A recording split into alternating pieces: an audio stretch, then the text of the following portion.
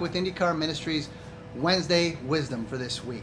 As you know, we're leading up to Easter here in a week and a half, and what I wanted to talk about today is actually a tradition in a lot of churches this weekend on Palm Sunday to read through the story of Christ's Passion. And I want to talk about one specific aspect of that because it really affected me when this truth settled on me some time ago, and I just wanted to share that with you. It's actually the story of the prisoner Barabbas.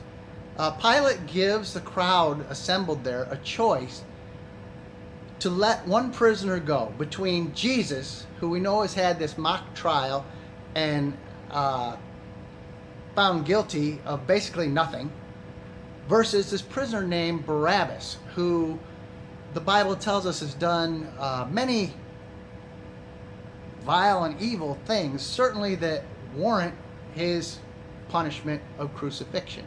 And Pilate puts it up to the crowd to determine who should go free, basically to wash his hands of the whole deal so he wouldn't feel any guilt over anything. And when I was younger and I heard this story year after year, you would always hope for the fact that the crowd would pick Jesus, but they never did. The crowd always sided with this guy Barabbas, who was this scoundrel, this crook, this robber, maybe even possibly a murderer, that they decide to let him go free. And this in turn seals Jesus' fate on the cross to crucifixion. And this story, hearing this story all the time in my heart, made me just despise this Barabbas guy. I didn't even really know who he was. I just kind of knew what defined him, and it was just this evil and vile thing. And I kept pinning the blame on this guy, that, man, if only he would have manned up and took his punishment like he should have, Jesus wouldn't have had to die. And how could he do that, And then it finally settled on me that Barabbas didn't go free so Jesus would die and cause Jesus to die.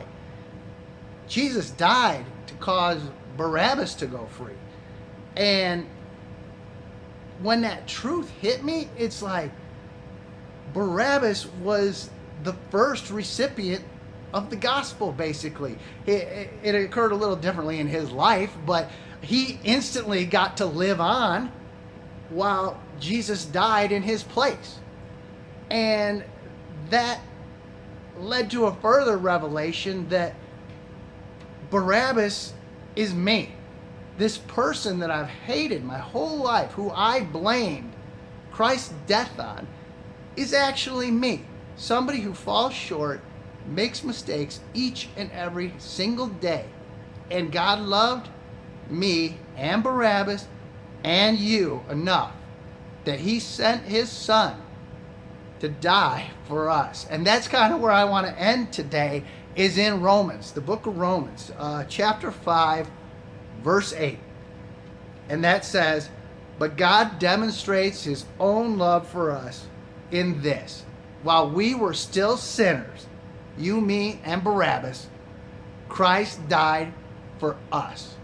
And just keep that in perspective this weekend when you hear that story, that Barabbas is us, man, and God loved us and everyone who falls short, just like we all do, and he was willing to solve that sin problem for us.